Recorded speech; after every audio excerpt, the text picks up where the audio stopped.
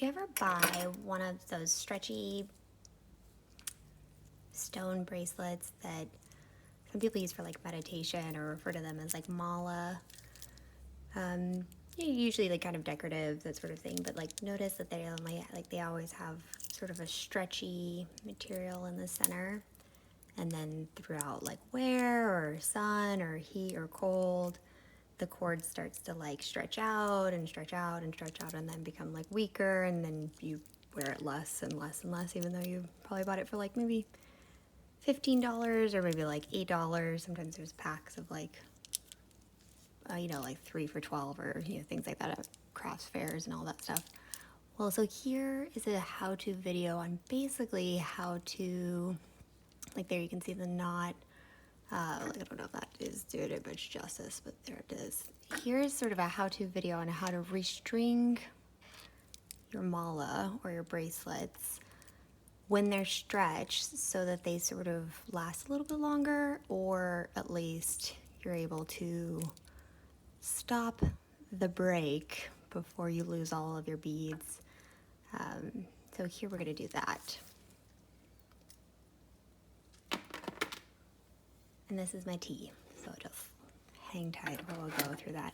I've already like taken a bracelet that I got that I actually made for a friend of mine, and they are basically in public service, and so they do a lot of activity for their work and everything. I won't go into details, but basically, yeah, they sometimes kind of have to like be a little rough on the job and things like that, and so they needed it restrung because normally like when I make these types of bracelets, so I didn't make this one, but normally when I make something like this, I will do like 3 or maybe even 4 strings of like stretch material, the stretching string, going in opposite directions, so that if one breaks, you still have the other 3 to like fall back on. The smaller the bead, so as an example, I'll show you like this, like, so that's a smaller bead. Obviously, like the less thickness of strings that I can put in, and so I have to be pretty mindful about what I'm doing, when I'm going to do it, and what the dimensions are, like how I can get this in. I use an actual like threading needle, specifically kind of designed for beads, that is huge, and this one's like super bent out of shape. But the string will just hook on one of these ends, and then I can feed the stringing through each bead. Generally that works, but bigger beads do not necessarily mean bigger sort of holes for the string. And so sometimes actually it's a lot harder to get multiple strings of protection, of stretch protection, into these larger beads. And so just something a little bit to like be mindful of. Again, I didn't make this one, but this is an example of one where it's one single string of stretch. It's a thicker millimeter, so that's good. But with time, you can already see that, like, I'm not going to do it much justice, but in essence, I can see that there are parts of the string that are becoming stressed out, and so they're a little bit kind of a chalky color, not so much as clear as they normally are. Obviously, there are various like colors of stretch string. Depending on like each person, I might opt to add like either clear or white, or yeah, they have like fun colors. For this repair that I'm doing, just so you know, like, so I made this mala or this stretch bracelet maybe like April of this year, and like they've worn it every single day, to include like swimming, like, been very, very active with it. And so when they gave it to me, it was still actually in really good shape and still had 3 stretch strings remaining on the interior, but because of the activity they do for work and everything, they just wanted to be insured, like doubly sure that it wasn't going to like break off and they'd lose all their beads and things like that. So I was like, yep, happy to help. We'll totally restring it for you. And then asked them, like, do you have a color preference for the stretch string that I use? And they said, no, it doesn't matter. So I've gone ahead and broken it down. So I've already taken it apart. What I did have before was there was, well, a total of 4 stretch strings, 2 of which were like this off-white color, and then 1 clear, and then 1 that was like this very thin, like black color. And it was really cool, kind of like, so when it would stretch, as they put it on, they would sort of see this like, you know, array of fun colors, and then, yeah, or lack of colors and all of that. So here we have, this is the, actually what's gonna be strung on stretch string. And I lay it out, like everybody's different, but I lay it out where I have it so that like the most wide hollow bead that's gonna include the knot and the various knots, because again, alternating stretch string going in different direction, but they're all going to basically start and end at the base of the Buddha right here. So if I go back to this as sort of the, sorry to whoever made this, because this sounds like I'm kind of like ragging on you, but I'm not. So in here we can see where the knot is, and it's there, it's with the charm. So they used a charm to hide the knot. But if you get really, really, really close, or sort of look at it at different angles, you can see where the tabs are coming out of like the ended knot string. So just for me, personal preferences, whenever possible, I like to hide all of that so that don't see it. Makes it a little bit easier, for me, I guess. And then also aesthetically, I think it's just a lot more pleasing to look at it from that. So I am going to start here because then I'm going to end here with the knot. So it doesn't make any difference really. But for me, it's just preference. So I'm going to start with this very thin black stretch string, which is at 1/2 millimeter, so very, very thin. Sorry for those who don't know the metric system, but anyway, this is pretty much what you get. It's or 0.019 of an inch, basically. So 0.19 of an inch. So I'm just gonna string and like do all of that. It's gonna be pretty boring, to be honest. I will also sort of say like that this hole is really small. And so I am actually starting with the thinnest stretch string that I'm gonna be using, because as the thickness increases, it gets a lot easier to actually go through. If you notice, I'm not using the needle that I just referenced and probably set down somewhere that I don't know where. I'll find it later, but I will come back to it, hunt it down, find it. And then here where there are little charms and things, like this is an actual like stamped charm that I do, that I add to like each of my pieces. And all of my pieces that I make vary. Like I don't always use stretch. Sometimes I will use like a steel coated wire and then a magnetic clasp with like then a safety clasp. So that's like an additional chain and all of that, to then just really like add a different like sort of look, texture, things like that. So I will add these like little adornments, if you will, to the pieces that I make, just sort of, you know, each piece is one of one. So each one's individual, each one is made once and then never made again. I might make something similar, but I'm not going to make it identical. And similar does not even mean close to identical usually. Sometimes it's like, yeah, it all just varies. So whenever I make something, it's usually just going to be that one of that, and that's why it gets a name. It is named, you know, according to whatever comes through my mind as I'm making it and sort of things that are going on. That is my dog in the background. You'll hear him frequently. He likes to bark at the birds, and that's where we're at, so hopefully it doesn't get too loud. Logan. So yeah, Loki. Yeah, so I'll do that a lot. Yeah, fast forward to the end if you want to see like final product and all this. This is again just a how-to, so it's kind of going to be a little bit slow and boring until we kind of get in the thick of it and get going. And obviously because I'm talking, I'm taking a little bit more time sort of explaining the process. Everybody has a different way that they prefer. Okay, so where do you get the stretch string? Honestly, I was buying locally from a small business owner shop. The prices are crazy high, like so beyond high. I was not able to keep justifying it. I do not do bulk buys, so I still do try to source these locally. whenever possible. When that's not possible, then unfortunately I just have to go to like either a craft supply or, I mean, like honestly, I think you can find this stretch string a lot of places. I'll like include like a little, maybe a description later about like what I use if there's any interesting, but it's called basically Stretch Magic, and the question would be, of course, is it magic? And you know, it does the job. I don't know that I'd call it magic, but it's okay. It does it. It does the job. I think somewhere is my needle. So I'm just gonna move this out of the way and see if maybe it fell in my lap. And it didn't. So yes, I did. I found it. Alrighty. So I'm sort of sitting like, it's a little bit complicated, but my place is smaller, so I like it because it's a little bit more. I generally keep that little like towel thing underneath the concrete slab because it's like one of the table, and so it just makes it a little bit easier, sort of lift it up and I can work with it.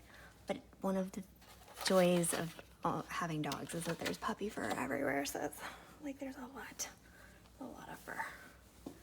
And so it looks like it's like super crazy dirty, even though we just vacuumed. It's like gonna get everywhere because it flies through the air. So I have got this also then sort of folded underneath. It's just sort of tilted up towards me just because it makes it a little bit easier.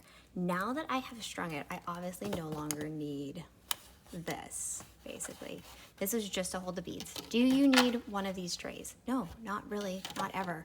I've used towels or like a soft fabric that just sort of like, again, sort of you see like here, it's sort of folded. I can sort of wrap it, just create kind of a little barrier. So it's not needed to always have a tray. And in fact, sometimes the tray gets in the way. So when I'm doing like fine needlework using faceted gemstones, such as like emerald or sapphire, or things like moonstone, so on and so forth, I'll pull like as an example. So like when I do the beadwork for these, so there's moonstone, emerald, and then this is actually garnet. So it's very, very, very fine. The millimeter on this green emerald is like 2. The moonstone is probably like a 3 mm, and then this may be a 4 or 4.5, almost maybe actually a 5, even maybe a 6. I don't have my like calipers, otherwise I would just, calipers are how I measure the millimeter anyway, so I'll show that to you later, but probably not in this video. So when I'm stringing stuff like this, like super ultra fine, things like this where like a bead popping off somewhere is going to be like a little bit like, you know, like stop the show, gotta go find it, things like that, then I will actually usually do both hands, and I'll show this in another video because I just made like this 54-inch long wrap necklace using all emerald, like faceted emerald, larger, probably again like the size of the garnets here, so pretty big. And I did that basically feeding the beads in a center line as I fed them using, well, I used a wire with a thread instead of an actual needle, but sort of like what they use for when they make like pearl necklaces. And so I'll do a video on that too, maybe later if anybody's interested. So yeah, so I just go very, very slow, and then I don't actually use this tray like at all, because for smaller beads, it's just a nightmare for me. Just my personal, I don't know, my personal preference really. But then when it's tiny, I go slow and steady, and then if I need to set it down, I set it down on a material like this, like soft. So if you notice, it's not like a terry cloth, it's not like a towel material. This is just like a linen. And honestly, a cotton t-shirt would do the job, or like a polyester, any kind of like tight weave that it's light colored or dark colored, depending on what you're working with. Either way, you can see your bead or you can see what you're working on. Makes it a little bit easier. This is just sort of a mock-up of the thing that I'm creating. So yeah, anyway, there's that. Set it to the side. Okay, so here it is, first row of string. So then what I'm gonna do is I'm actually going to try to feed in going the opposite way with the thin.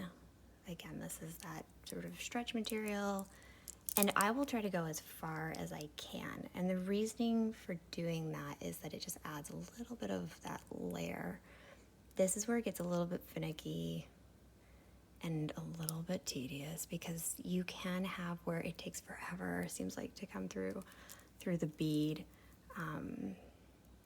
Like, again, the holes are tiny, tiny, tiny, and so you can't always see like what, no idea what's happening.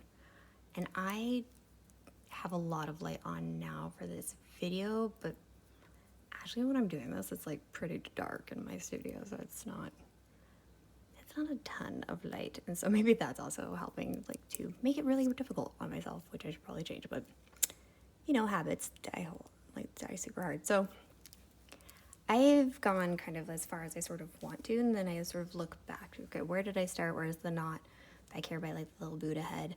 So now I want to bring this longer area and like come up as far as I can to see if I can't actually make a knot over here. And it will be very small knot if possible, like maybe just the tiniest thing I can do. I could really try to stretch it and try to bring it as close to like the charm that I have here, as well as like that's my like what I'd call my signature label, so or my stamped label. So like I could try to get there, but I'm not 100% sure that this would stretch. So give it a go. It's like lessons learned. Sometimes like placement about where the charm is going to go is always something to think about in the future, but I have like strung and restrung some things. Well, so like as an example, I don't know if this is really easy to see, but that's just like a single knot. Like, so yes, I tied it and then I tied it again to like finish the knot. And so I think that actually will be okay to anywhere placed along here because the beads are big enough that they do a pretty good job of hiding. This bead that I'm using is a kyanite, and I actually got this from a local store in San Diego while I was out there on a totally awesome puppy vacation with my partner and with our two dogs, Loki, who's behind me, who you'll be able to hear probably, and then Dodger, who's sleeping in the office. So Loki's a lab shepherd, and then Dodger is a Shiba Inu, and they're super adorable, older dogs. Loki's 9.5, and Dodger is 15.5. So, the life is kind of about naps at this point and sort of hanging out. And right now, Loki's playing with his Kong bone. So basically, that's where some of those sounds come from, is him just chewing away. So we went to San Diego, took our dogs for a puppy vacation, stayed at this awesome Airbnb, and then the Airbnb was very close to this bead store in San Diego, locally owned, awesome owners, and I will definitely tag like them and their store at the bottom description of this video when I make it. So I do highly recommend you go check them out. Their prices are incredible. So again, whenever possible, I like to source directly from like local small business owners. So that's like wherever I travel to, chances are I'm going to be buying beads, and chances are it's going to come from a local store. Otherwise, why am I doing it? So absolutely love them. They do deliver kind of worldwide. They even have Etsy, they have Instagram, they have all those things. So I'll include them. I want to say it's Beads and More San Diego, but don't 100% quote me until I like absolutely get their business card and then do the description, put it in there and everything. Anyway, love them, love their stuff. They had incredible beads. They come to Tucson to do the Gem and Mineral Show, where they actually buy and source a lot of their materials from there, and then they take it obviously to San Diego to then sell in their shop. But they will do like how-to tutorials with some of their patrons, so I'll explain that in a second, what just happened. So Julia and Jose, I recommend going to their store. They're awesome. Okay, so what happened there is totally okay. And like not, if you can tell, like I still have stretch. Like it's not quite to the tightness that I like. It's still pretty loose, but that's okay. Whenever you have these thin stretch cords and you then double back on them, you will get to a point where there's a sort of a weak spot, if you will, because again, it's stretching to its capacity, and then it becomes rigid at the weakest point of its capacity, and then it will snap. That's a very technical term, but it's the way it crumbles basically. So obviously not crumbly, but the way it breaks. So then I'm gonna go up a size, and so I'm gonna switch to a clear. And I might, depending on where I'm at, I might have to go like and use the like threading needle, but I'm going to see if I can't actually just maybe pick up and start somewhere else, kind of recognizing this is clear. Again, the knot is tiny, like I'm not even, and like at this point I'm seeing it slide, like the actual hole of the bead is big enough that the knot is like sliding through basically. So do I want to probably find that and make sure it lines up within a bead? Yes. Is it going to be possible? Probably not, because I can't even find the knot right now. So it means it's likely buried somewhere in a bead. It's in the center of a bead at this point. So then, oh, there it is, speaking of. So I can see just the tail of it. So there is me basically getting started. It honestly is not the end all, the be all, that you make sure you have it in the exact thing. I'm just going to pull that tail out because I know that that's where the knot is in this part, and I want to save it for later. While I call it tail, everybody's going to have a different way of describing. I don't think there's a right or a wrong, and quite frankly, if you wanted to call it something else, that's totally okay too. Do you, and like enjoy it. And then I can see the clear coming through. And some people do magnifying glasses, like if like, you know, they want to save their eyes and stuff. Yeah, smart, do it, totally. It is work for sure on the eyes, it's strain. Is it better than staring at a computer screen? I have no idea, I couldn't tell you. I know that I squint a lot, so occasionally I'll break out my like readers and just check them out. I'm like super young and I call them readers just because I think it's hilarious. So anyway, because I listened to like my mom call them that and grandparents and everything. It's just adorable. So like I love them, just their descriptive nature is so cute. So as a habit, I've called them readers, and they're, I guess it's just like, I don't know, assisting glasses maybe. Some people, you use a magnifying glass, that's cool. Do what you do what works. And if you have super keen eyesight, you don't need to worry about it. Like, you're gonna be fine. So, and then and the question came up because my brother had actually asked the question of like, hey, if you were to lose your eyesight, like, would you still bead? And the answer is yes, I probably would. And I would just do it by feel, because I've been basically making jewelry since I was 9 years old, and I can't imagine not doing it and having it as part of my life. So yeah, to answer his question, like even as it is, I've noticed as like I do age, I do notice that I am spending a lot more time pretty much going by feel and not totally basically viewing or like watching my way through the process, if that makes sense. So yeah, that's a good question.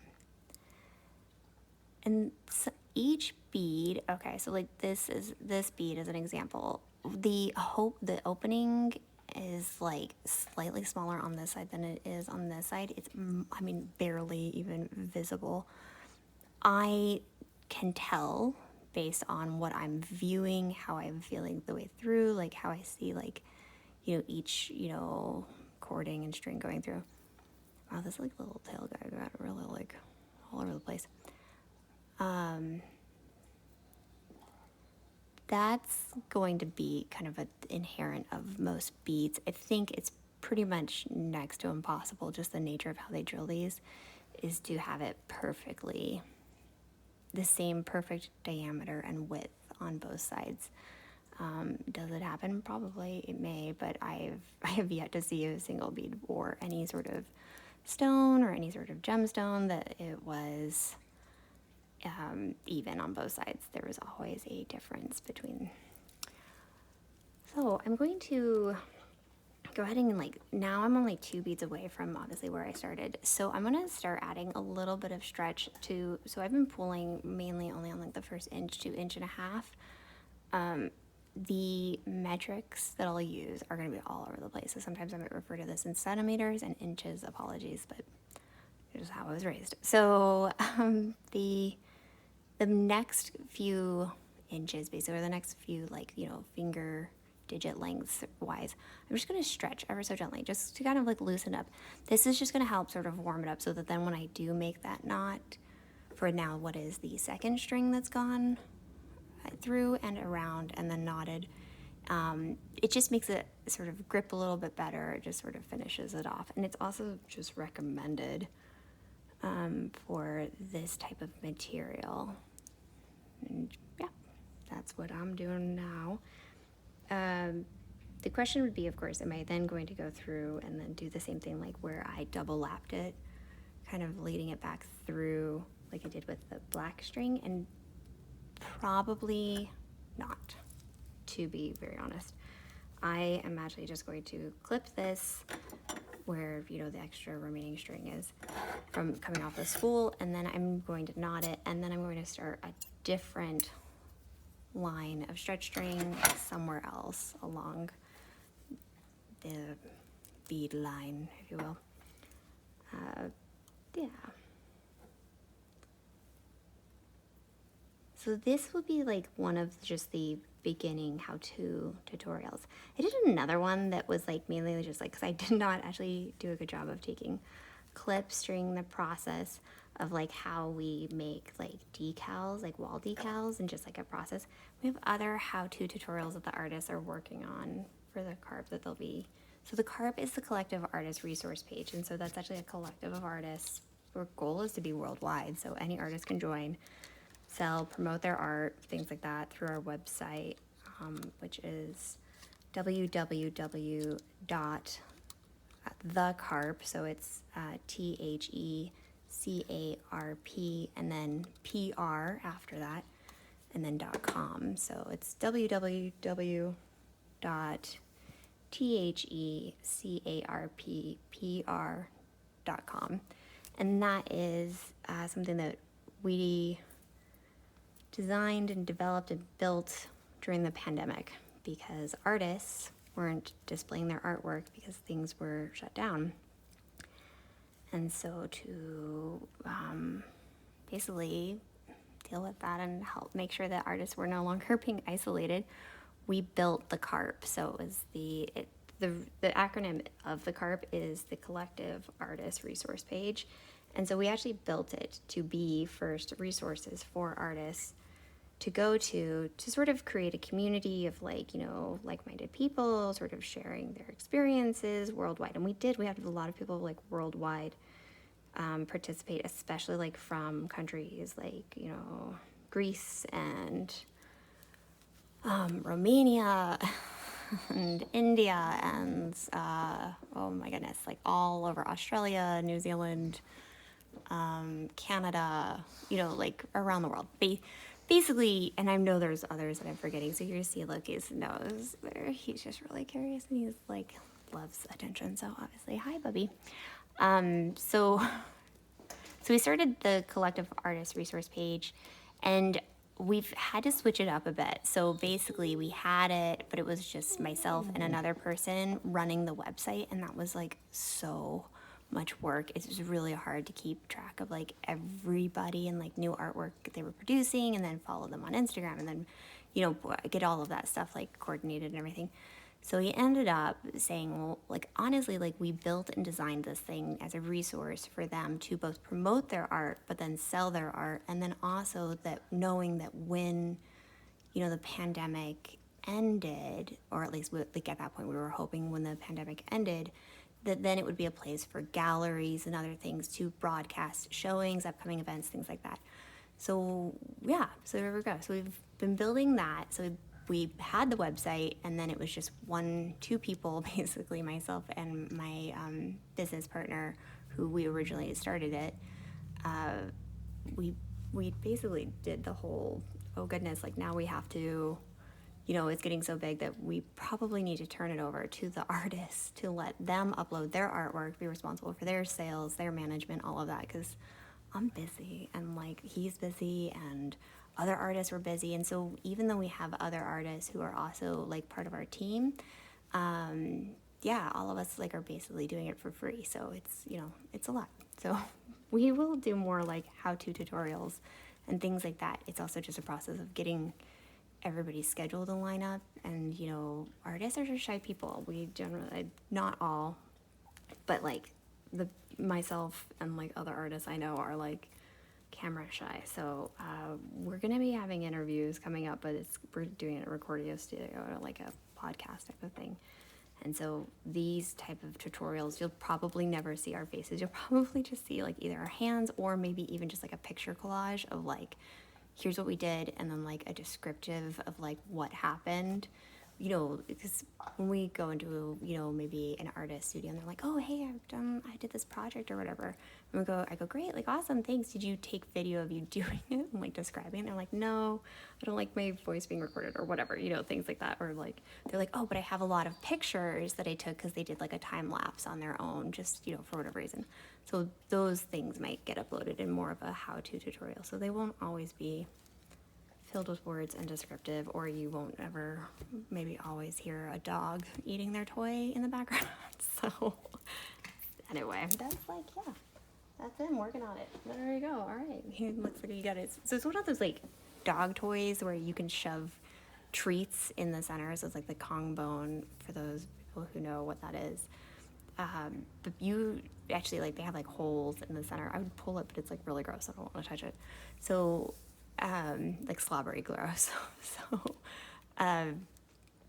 with my partner, we often like give, well, like, you know, our dogs are really old and they're very fit and thin, and we're like not, you know, skinny thin, but just very active puppies. And so we give them lots of treats because, like, you know, they deserve it and they've lived a good life. So why not keep that up? So we put toys, or not toys, but we put all their, like, you know, eating snack toys up usually, but today I didn't grab it, and so he still had some remnants stuck in between his, like, the holes of the Kong bone, and so that's what he was just chewing at and successfully got. So we've got some crunching going on in the background. Okay, so talked enough about puppies and snacks, so like onward and forward. Okay, so I'm liking the stretch of this, but again, I am aware of, you know, my friend and their work, and this is not going to hold up. This is going to freak them out because it's got too much stretch, if you will, and they like their MALA to feel pretty tight so that it feels like there's a lot of resistance. Again, what they do for work, it's pretty busy, and, you know, they're having lots of like hand-to-hand, and like I have to, like, you know, maybe like help people and move and things, and so things get caught on stuff, like, so it can get caught on a belt or a loop or whatever, or somebody might grab it from them, and so I know that this is too loose, if it were, like, it doesn't have enough, the right tension for them. So I'm going to go up either a millimeter, go up, or a half of a millimeter thickness and do a new string. So this will be string 3. If that doesn't fit, then I'm going to return to the same size and then change to a different color of string, maybe either like a light cream color, or maybe go back to the black string color. We'll sort of see. Let's see what fits first. This is a thicker clear, so I think that, and that's like the one the most accessible right now. So I'm going to see first if, like, am I having any luck? Is it going to go through? The answer is no, it's not going to. So then I'm going to definitely switch over to then using the half of a millimeter black string, wherever I'll put it. And like, sometimes I put things like tucked underneath just wherever I can sort of stash it. Again, it's a small area, so I sort of work within the region or the space that I have. So And I haven't had to use this yet, so I'm gonna try it now and see if it works. That way you can get an idea. This thing is like bent crazy, okay? Like super crazy. That's all me. When you get them, they are straight. They are very, very, very straight. This is just the way it do as you use them, because it's perfectly okay and adequate and good to use, and it's bent, so like who cares? This is what they look like straight from the package. It's a little tricky, but basically you sort of pinch and sort of pull apart, and then you can slide on either side your piece of string or elastic cording or whatever you're working with. They're meant for beading, so they do not last forever. They come usually in a pack. You can either get them like individually, or sometimes you can get them in a 4-pack. Another sort of like sort of tip, if you will, is that you might go into like little local mom and pop bead stores where they may have taken a pack of, say, like 4 or 5 and then individually packaged them and now are selling them for more. Anyway, where did I get these from? Hobby Lobby. So now you know. Where have I seen them? Like any fabric or like store. Honestly, Target, I think at a point had them. I don't know if they still do. Walmart, like, I mean, I've been able to occasionally in the craft section of like a dollar store find these. So that was a steal, and I was like, yes, I'm gonna buy them a bunch.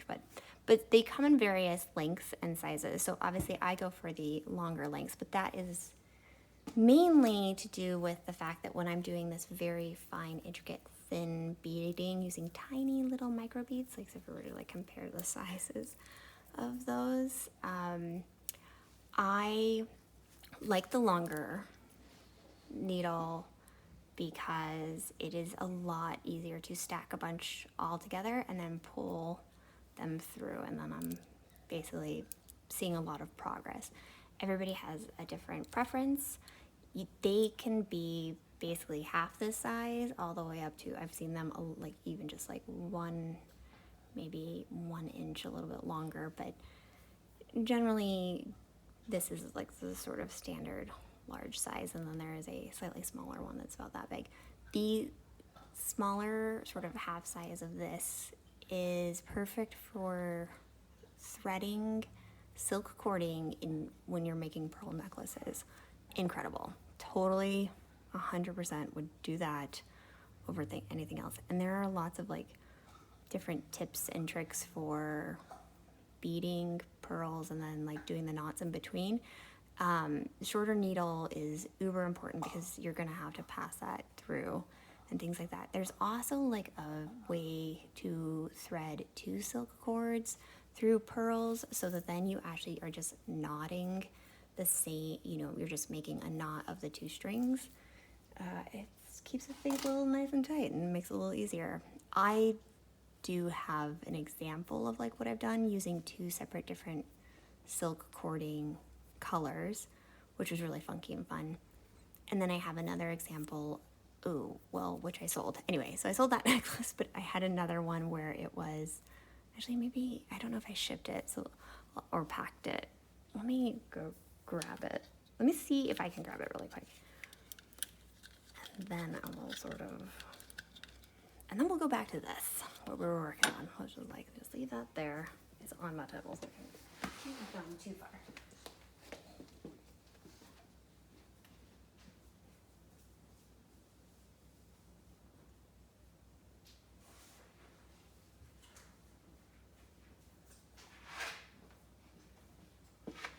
Okay, so if it was here, it will be here.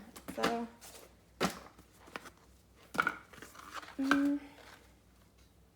yeah. All right. So, I have not sent it yet. But anyway, this is for, yeah, it's off. It's already spoken. So these are pearls, obviously. And this is something I've made. And I strung each and every one of these. And yeah, oh boy. And so I actually did where I used 2 silk cords of red silk threading basically in between each one. And so that way, when I actually would finish stringing it through, I would just tie a knot and then go to the next one. Made it so much easier because oh boy, threading pearls can be real difficult. Yeah, real difficult. So yeah, here's an example of, if you will, that pearls. I love the sound that pearls make. I mean, it's just like totally gorgeous. Just that little like bell sound. Anyway, not everybody's cup of tea, so that's okay. Next, moving on. We're going back to what we were working on originally. Little like distracted brain is returning too. So here we go. All right, we're back with the needle and doing this third stretch using the black stretch cording, which is again 1/2 millimeter. Tiny. The thickness of the stretch, honestly, I couldn't say 100% sure, but okay, so I use something called Stretch Magic, and again, not sponsored, not anything, but if they want to, that'd be great. That's great. I have seen up to 2 millimeter, I believe, but I could be wrong. I know that in my current like box, if you will, of things that I have 1.5 mm that I'm like holding on to right now. So it's pretty great. So the 1.5 is significantly thicker. I honestly don't remember if this comes in all the colors, but it's clear here. So, you know, I can see like a little side by side. And maybe even if I just use like, here is the clear and here. So we've got clear, you can barely see it. Let's try to bring it up to that sort of the cement of the back table. And then here's the clear 1.5 mm. So 1/2 millimeter. And then 1 millimeter plus half. So total difference, huge. Question is, does this stretch less or is it more sort of tight feeling than the half? And the answer is, it just depends. I have actually found this to be sort of a little nerve-wracking when putting it in specifically like really large lava beads, like very large lava beads, because the internal, obviously like the internal structure of the whole of the lava beads is pretty rough. And so that I've actually found that I prefer doing multiple strings, tying them at different things, because it, you know, doesn't wear as uniformly. You know, it's not all gonna wear, you know, all the same way. So I actually find that I don't like using this as much as I do the 1/2 millimeter. So the 1.5 is just a little bit, oh, gazoon tape. My puppy sneezing. It's just a little too, if I were gonna use it, and I have used it, I would add a bunch of little mini strings anyway. So the point is like, why do it, basically? Because sometimes with really nice smooth beads, this plus 1/2 millimeter is perfect. Do all of the holes of all beads go up to 2 millimeter? Generally, no. And in fact, rarely, if ever. But it does happen. And you can absolutely, because of the pearls, you know, that I just showed earlier, which I've already packed away, you can actually get pearls that are drilled or hollowed to a thicker millimeter so that you can actually get quite thick or widened, you know, millimeter thick silk cording to go through. The silk cording is important for the pearls, like the size of the millimeter hole opening for the pearls is important if it's important for the person. Silk cording can go teeny tiny, and so, you know, the question is it worth it? Is it needed? Well, no, not totally, but I don't use stretch with pearls. It doesn't mean I wouldn't, but I don't. Okay, so I can already tell. Like, so here I am just trying to like feed through, and it's gonna be a big bear. It's gonna be a big pain in the booty. So I'm like not doing that. So I am gonna use my needle. And doesn't matter what side you start on. It doesn't matter. As you can tell, it's bent on both sides. So I'm actually gonna start with the most bent or like, out of shape side as possible for the needle, just because why not? Challenge yourself. And so like, here we go. And occasionally this has like been a real pain. This will straighten out with time as I keep going through the beads, but occasionally, oh, well, I'm gonna redo a new needle. I'll explain what happened there. Occasionally you'll have where you'll be going through with the needle and it's super bent, and so that your thinking might be like, oh, I'm gonna switch sides to try to straighten out, and like that can absolutely work. Here's the downside of these needles, just so that everybody's aware.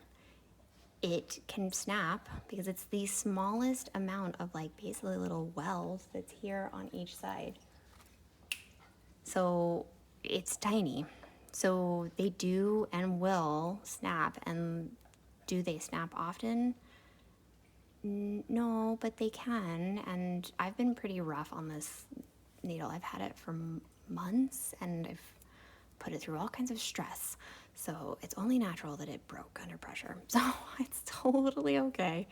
And it just basically is just going to, well, if it was my last one, I would change and I would put so that the thread was here at the closed end, and then I would keep these two pinched together, and I would keep feeding it through as a cost savings, and also to get the job done.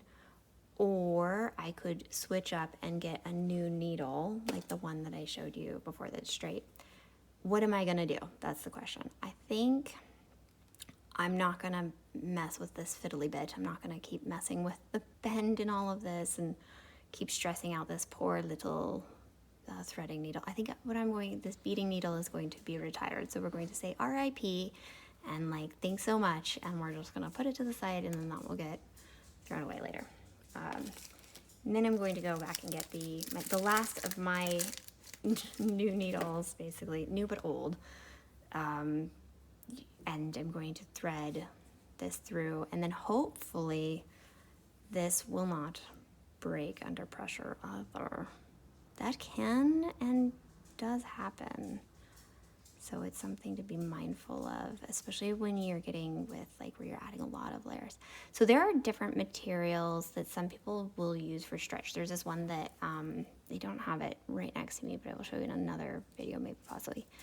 But it is very, very, very thin, and it's, oh goodness, it is very, it's almost like, feels like a fiber, like it's like almost micro, like, it's like just very fibrous feeling. And so I love it, but one of the things is it does fray, because again, it's like a bunch of little very thin fibers kind of like running together. And so for some people, when I string them, or mala like this or whatever, they will get a little bit worried because they see the frays. And so it's a little like, they freak out thinking like, oh my gosh, it's only gonna, like, the mala's gonna break soon. I'm like, no, you still got another 3 months before it even gets close. So I don't always use it for these ones, and specifically I won't use it for this because it does fray a lot, and because of the color of these kyanite beads, the fraying shows up against the dark beads, and so I won't be doing it for this one. Other lighter beads, like if I were using like a Burma jade, I might do that. So for this, I'm going very slow, and that's obviously kind of like the story of this video, is the slow way is sometimes the best way. And the reason I'm doing that is I don't want to stress out the needle. I don't want to bend it unnecessarily. And also the spacing that it's actually going through is getting tighter and tighter and tighter and tighter. And so I am feeling my way through very, very, very, very, very slowly. Again, sort of taking it, so that holding the needle separate and then sort of just gently, gently, gently pulling until the tail end, or the end that is not attached and it goes back to the spool of the wheel, is through.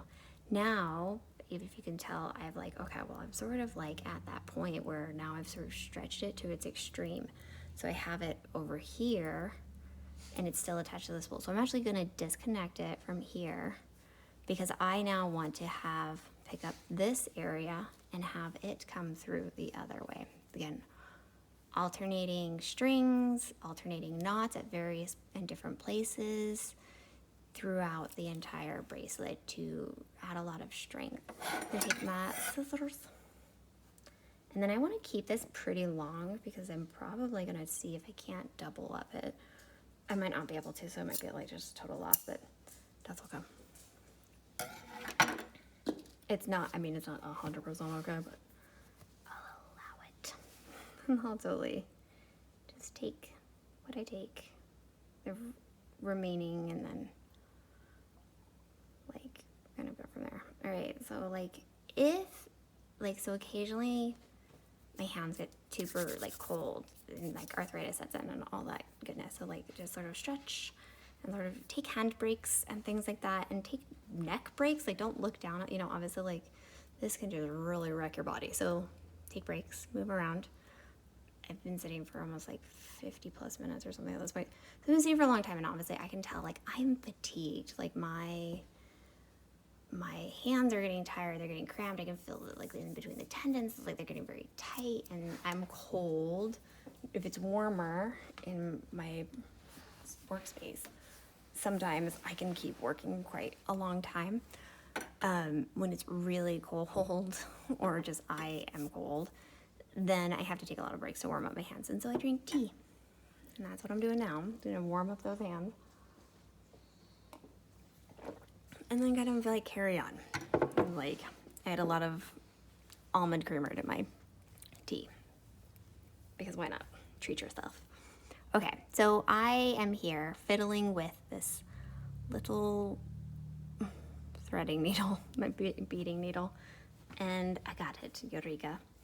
And so here we go, and I'm going to, again, put it at maybe a different side that I was working on before. I could not tell you 100%, I was not paying attention, but ideally, when I throw another thread through, I would want to swap so that it's on the opposite side, so that I'm not putting so much tension on the same joint, because again, these are joined using the tiniest weld of whoever does this is, or they do some type of magic where they actually laser cut in between. I have no idea, but it is, if somebody knows, let me know, because I would love to know actually like what does happen. But if I've been referring to them as welds, and so I am going to try not to stress this thing out at all, because I do not want it to break the way that the other one broke, which then left me a sans or without a beading needle. Not ideal, because I would like to keep this one for as long as possible, because it was, honestly, like they were pretty affordable at Hobby Lobby, but like whenever saving is possible, I'm like a big advocate for that. Like, yeah, let's do more saving. So a pack of 4, but this was like probably a couple years ago, was $3 plus tax. So yeah, 30 something. Yeah, not terrible if you price it out per needle, but I'm very frugal to keep things as long as possible, and if it can still last, I would like that. If I could get another year out of just this one needle, I'd be very happy with that. It'd be like awesome. Needle goals, beading goals, do all of it. Okay, so I'm gonna go super slow with this, and that's because I'm getting so much tension in this that I can actually feel it, even then adding that additional stretch to the stretch thread. So I'm going very slow and very, very, very, like, it's slow for me, basically. So this whole thing is gonna seem slow because I've been talking the whole time, but when I do this, no talking, it's a lot faster. And quite frankly, a lot of this, I might even just speed up the video and be like, here we go. Okay, so snapping, lots of things, lots of pressure. So I might even do, and I've done this where I pinch and pull, pinch and pull, and pinch and pull, and I've like gone very, very slow.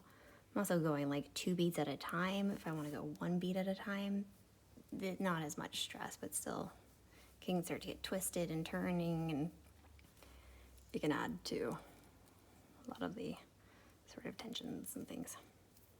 So there's like 1, if you tell like the difference. So that's fine too. It goes sort of slow, steady as it goes. Each bead, again, the diameter and the hollowed out hole of each bead is different. So the bead before this bead that I'm currently pulling string through was very wide. This one is very narrow. So I can feel that I must go a lot slower because there's added pressure. And I'm really trying to keep this as intact as possible so that then I can tie a knot and then go and do another, and this will be then our 4th string throughout. And I think looking at it, I might just keep with this like jet black color because I really, really, really like it. And it's just like silky wise, it's just very nice. See if maybe I'd do a bonus challenge and can't like it.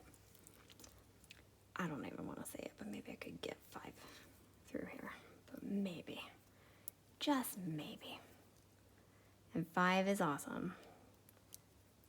It's a good, powerful number of blessings. 4 is really good for when like these are MALA again. So the person that does this, they do meditate, so it's lots of meditation. And 4 is very powerful in meditation as well. Each their own. Some people, for them it's 3, for some it's 5. It's, you know, it keeps going forward. For them, 4 is a very powerful number for them. So I will try to do 4. If there are 5 to add that extra strength, then so be it. Just a bonus. Ooh, yep. Feel it. Tight. There we go.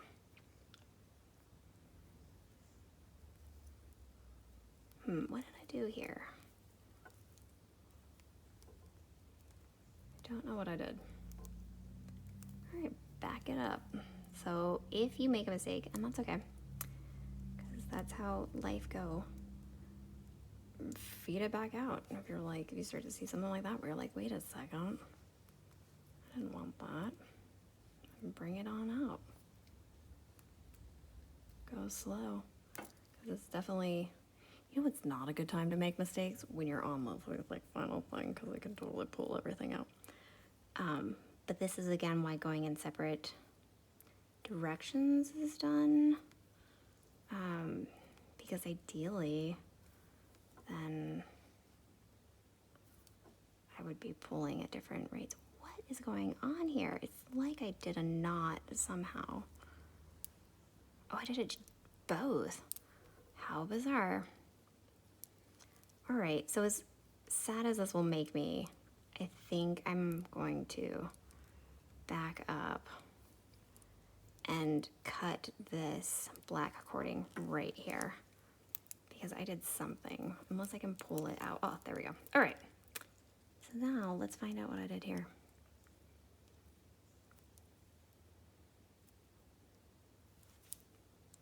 I did something.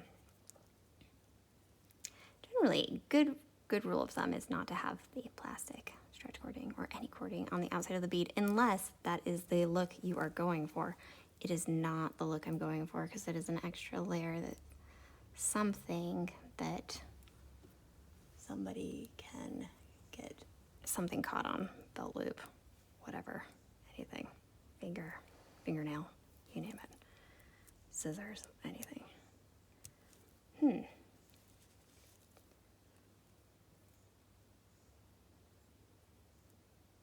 it's like the most tedious thing.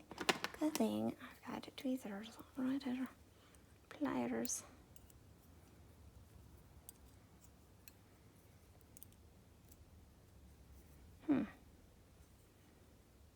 If your nails are short or long, this could all just, it could just be easier or a little harder. It just depends on whatever you're used to. I'm used to very short nails, and so this is not super easy because I can't quite get what I would call a purchase. Like, I can't quite get my grip on it.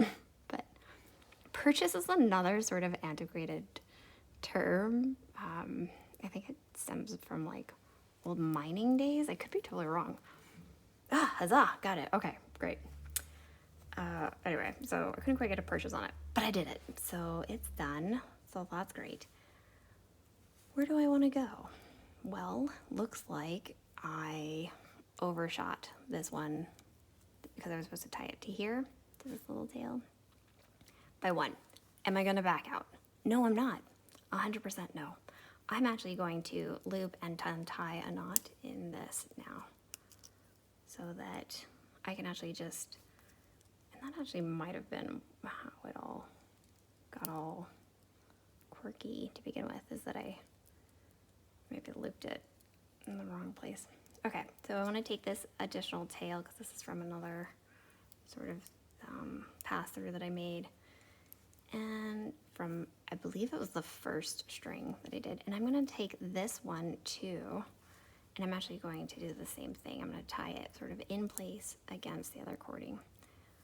Will that weaken it? That's the question. I'm going to go very loose on this, and no, not really. Doesn't really weaken it at all. Are the rest starting to stretch like less? A little.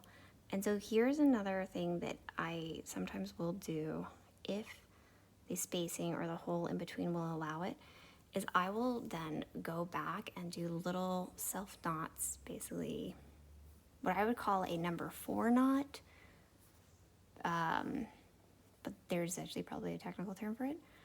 I just can't remember. It doesn't matter for now. But I make basically what in my mind is like the shape of the number 4, pull through and then tighten it. Do I always catch it? No. So then I just make sure that I want to get it. And then I go and I tighten it. But again, not too much. I'm pulling like it looks a little bit more exaggerated, but I'm a little weakling. I don't have many muscles. So it's like the lightest of like pulls. And I am, though the weight looks like it's dropping, it's, I don't know, anyway, moving on.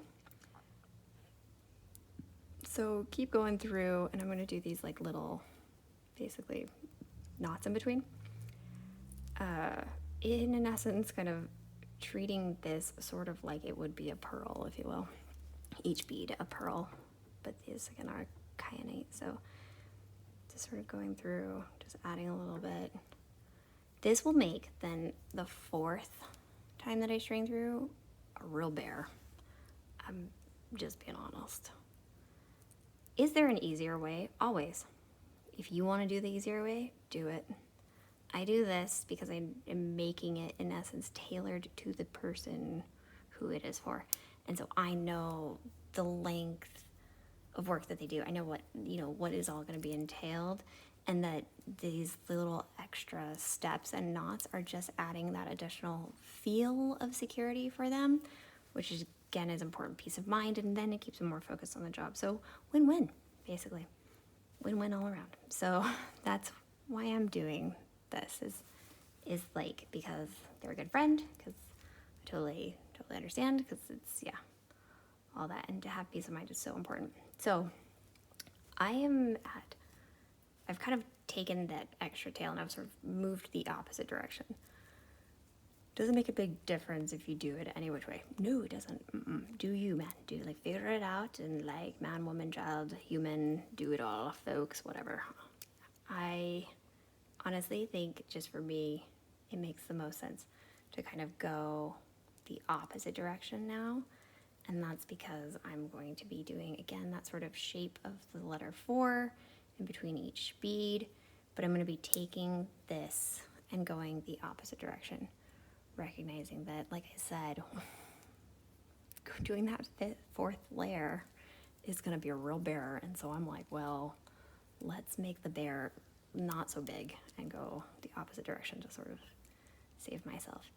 Again, here I'm going very slow, because this cord, while it started at a 1/2 millimeter, it probably is like stretched out to at least like 0.3 millimeter, so like even less than half. So yeah, it feels very loose and like very stretched out. So slow and steady is where I'm going with that.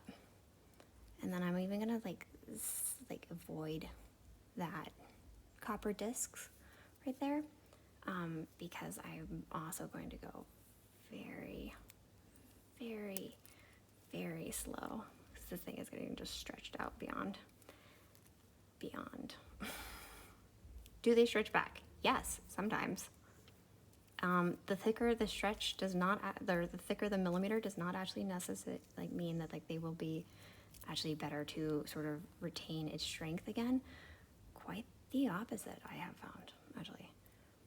The thicker, the harder it is for it to kind of bounce back stretch-wise.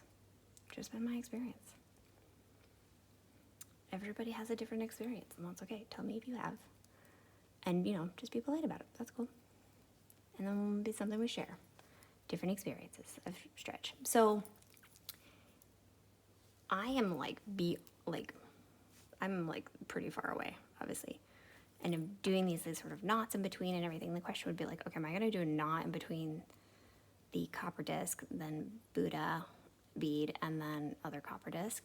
No, I'm not. I'm gonna pick up my knots over here, because this is probably, well, I might go through the copper bead, do a knot, kind of looking at it, like sort of thinking, I'm gonna think it through. So I'm gonna take, though, the other side, so go back, because I guess, let's see if I can even do like a side by side, but like this is getting quite stretched out, and this is a little bit thicker still.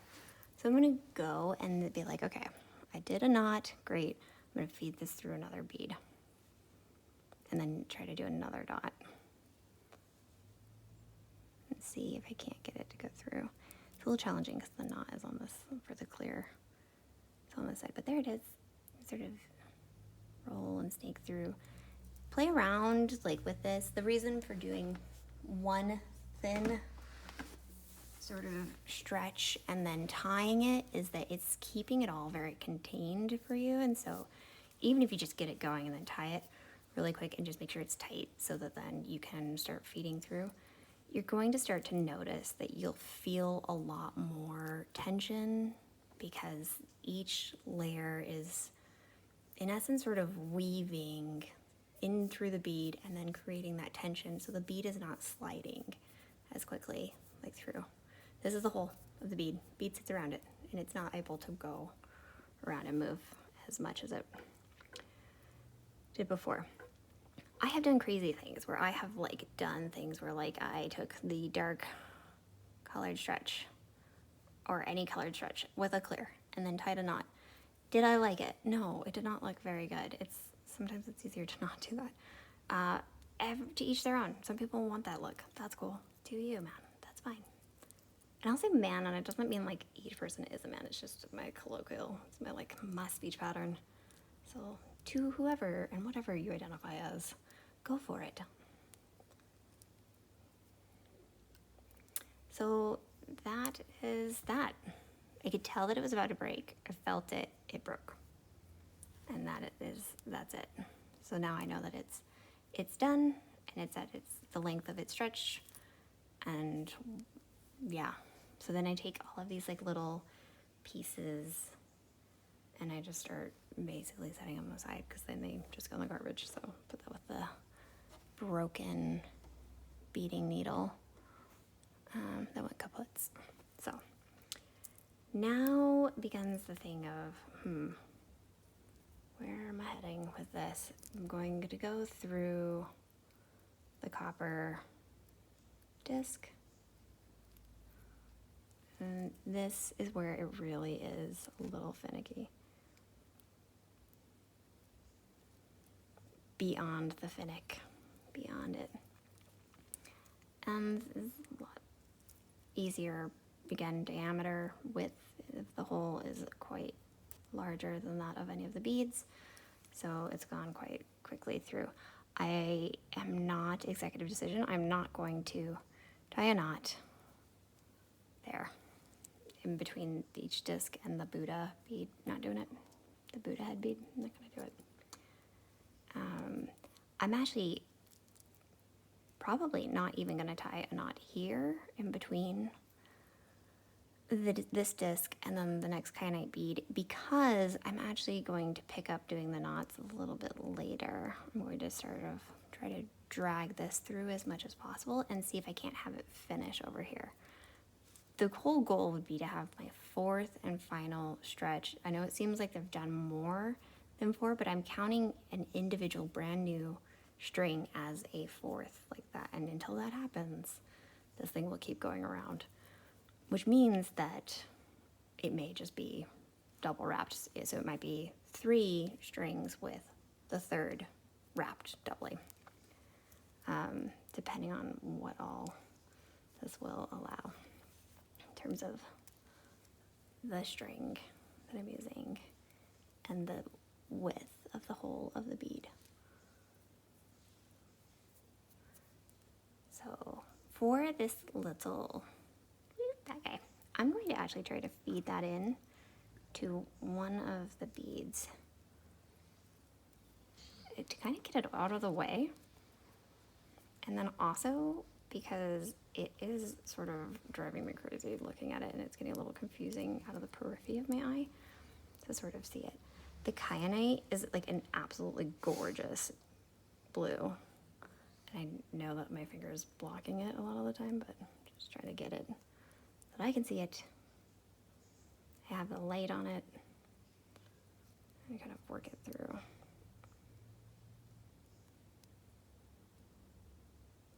Could I use the needle to do this? Probably. Should I have? Yeah, 100%. Would have been a lot easier. And I might still, actually, I'll take my broken one, so that one that I said that was all like, you know, like this side completely broke. And I'm gonna actually feed, so I'm gonna take this out. I'm actually gonna feed it through and go this way. And then take the 2 broken ends and start on that side. And hopefully be able to come out on the other side safely.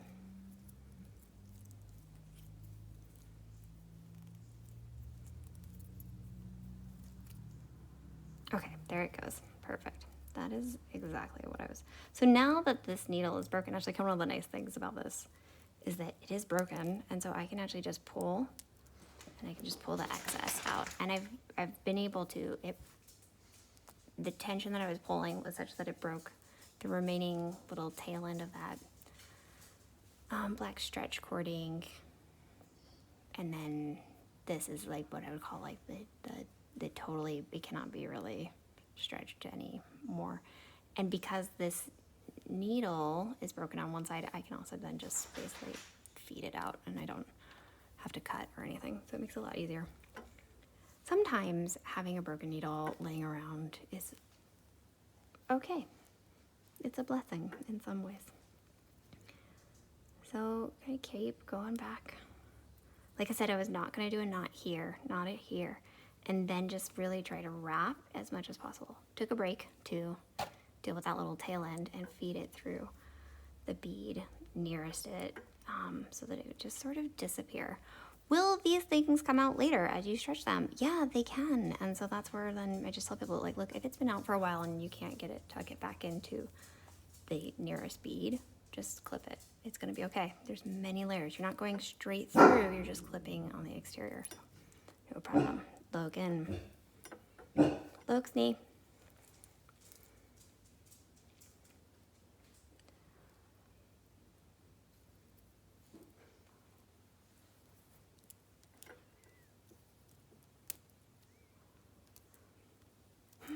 Okay.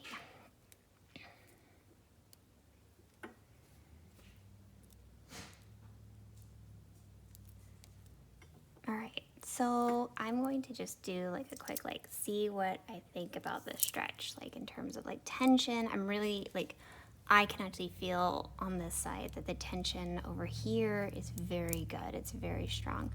So I'm like, okay, well, that's feeling good. So I know like it's going in the right direction. So I'm going to start looking at where else can I have that same feel of like where it feels very, like there feels to be like really good tension.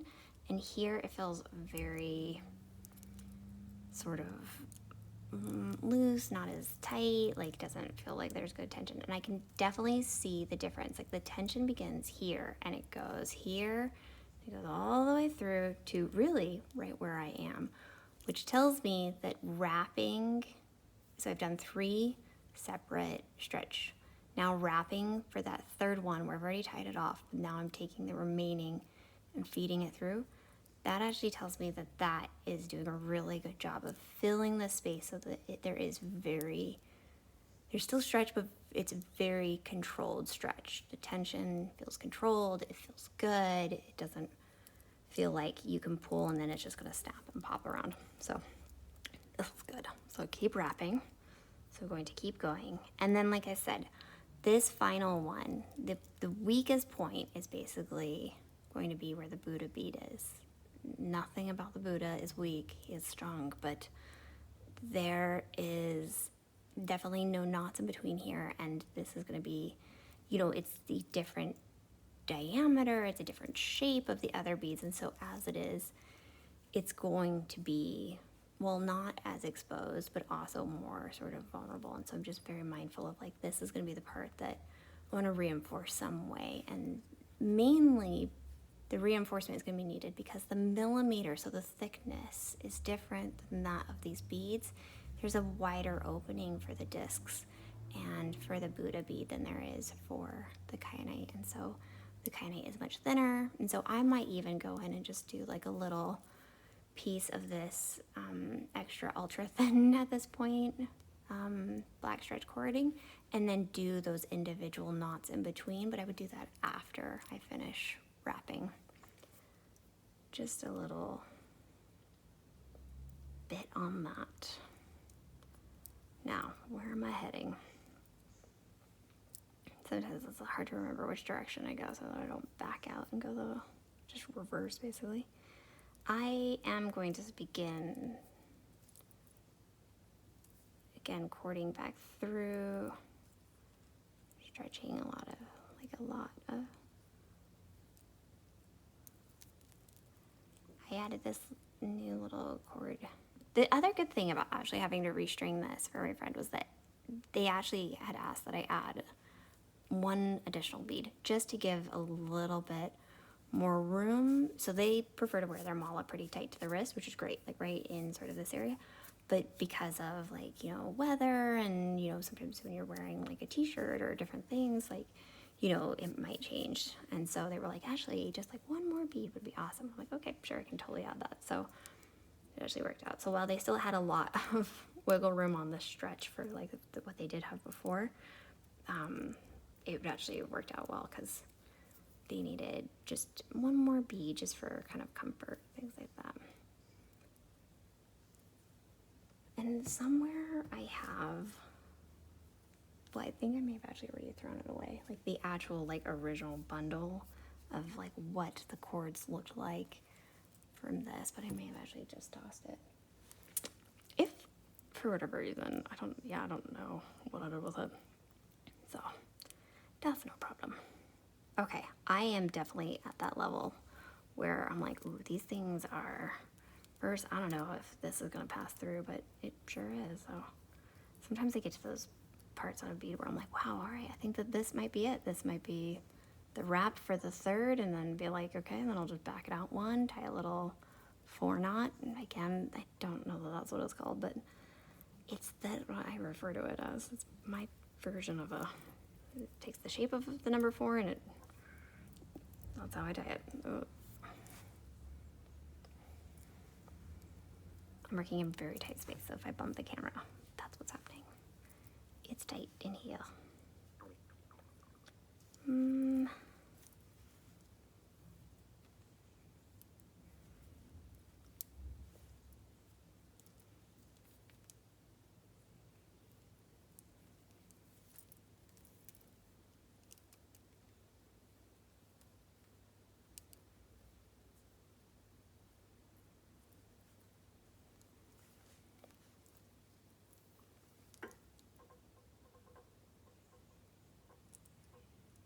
some people will actually take these and then like actually, because it is plastic, right? So they will take some like a low heat and like actually burn their knots and stuff.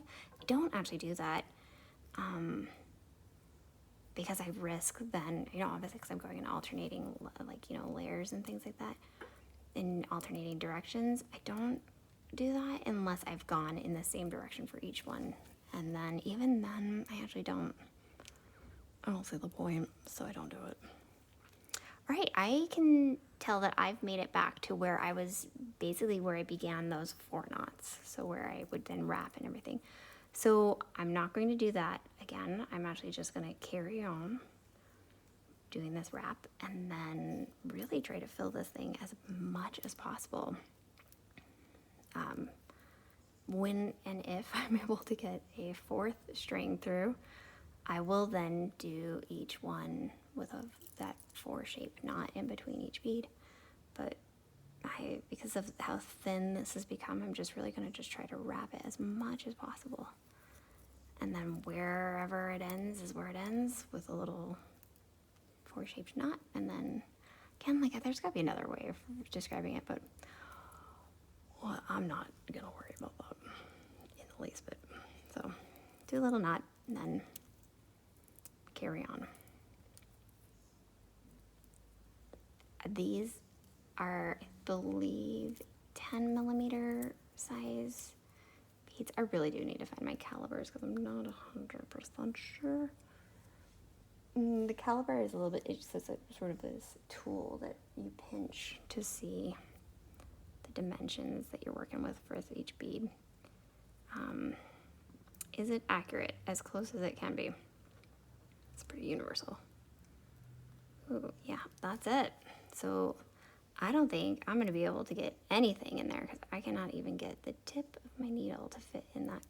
So definitely not. So I'm going to do a knot right here because that's it. That's the limit. So that bead would not take any, there's no space for anything. Oh boy, how thin has this gotten? Super thin. Anyway, there's, boom, 1 knot. Now, I'm do a little more and pull through the opposite direction and then begin doing the little loop knots. At this point, I'm just kind of doing like a quick eye sort of check and see, like, can I add another 1/2 millimeter cording? And I think the answer is no. I think that the stretch that I have on this, though, will allow to go through. But I'm just going to, just for fun, just to make sure, just try to go through. So again, I'm going to go back the direction that I just wrapped because this bead will not allow, or maybe actually, maybe I should just pick up in like skip a bead and then see if I can't fit this through because I do want to strengthen. Ooh.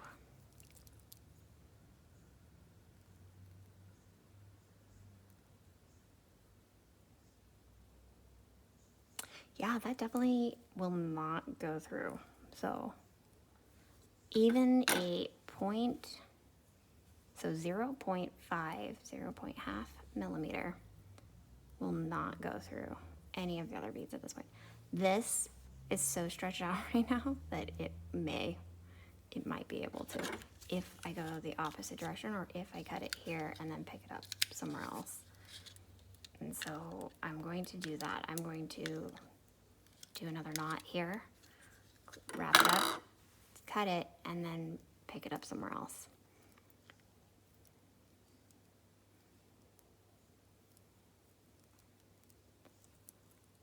I might even go back. I think I'm going to trust my instinct and go back 1, do a knot, and then cut, and then pick it up somewhere else.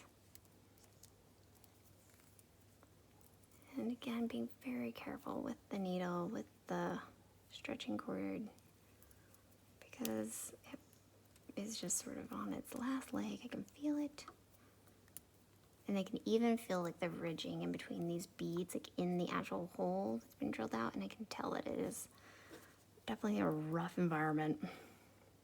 So, for the string.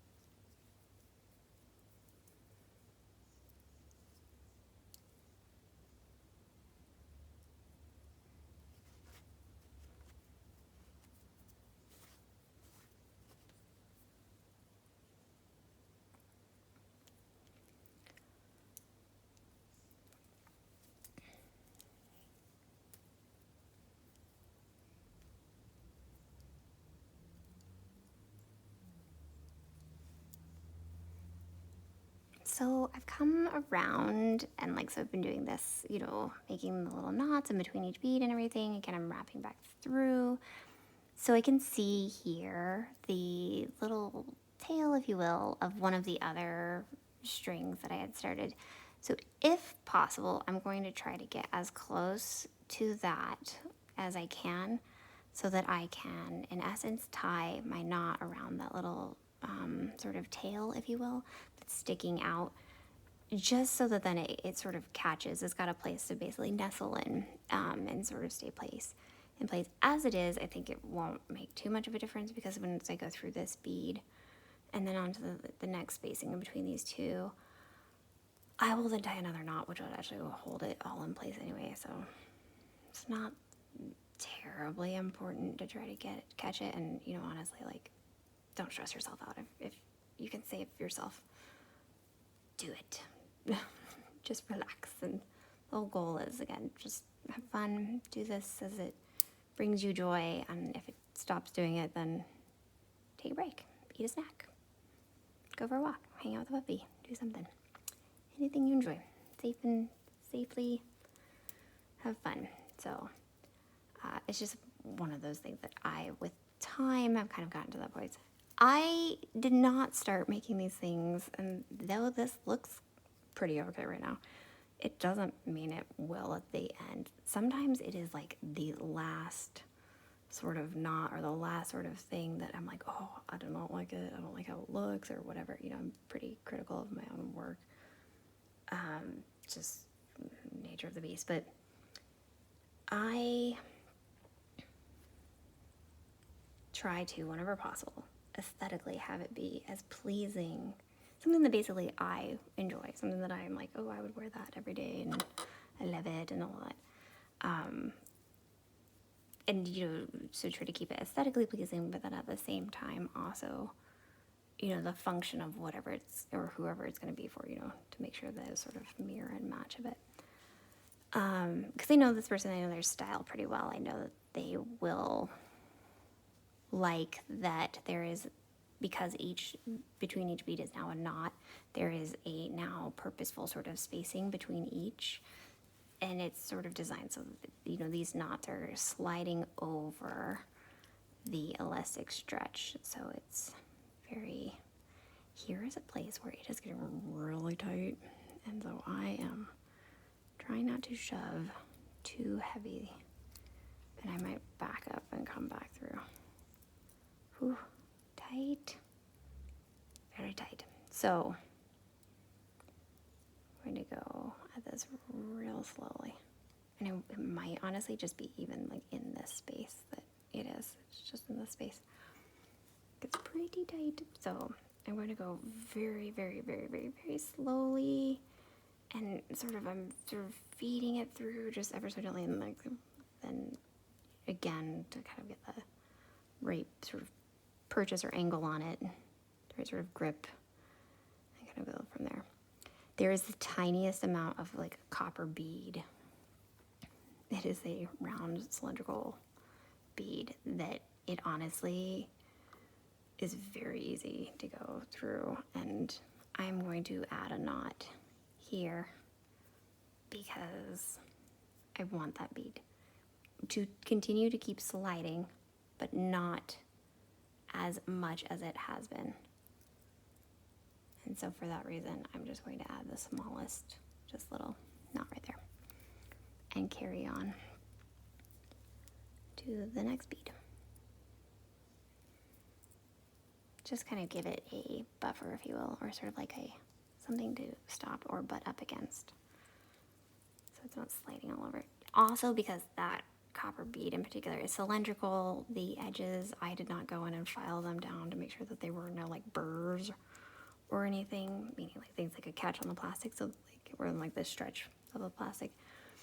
And so for that reason, I did that little knot just so that then it has that something to sort of stop it from chewing away or eating at the cording. That's probably a better terminology. And maybe I'm also hungry, so that's why I keep making like food references, like chewing and eating. So, totally possible. Highly probable. All right, I am digging this. It feels incredible. The strength, the tension, I'm loving it. I am loving it. And because I'm loving it, I'm sure that they will also love it. And I am like absolutely loving that, like where it rolls. So the goal is this: it should feel strong as you just pop on, which is a great rhyme. So, not intentional.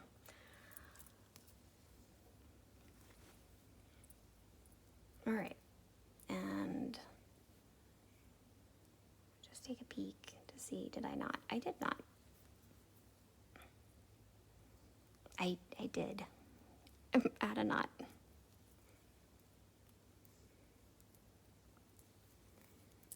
So again, slow and steady, because I can feel as it goes through. There's a lot of tension. Oh boy, I'm gonna cut my nails once this is all done. They are so long. It's not comfortable.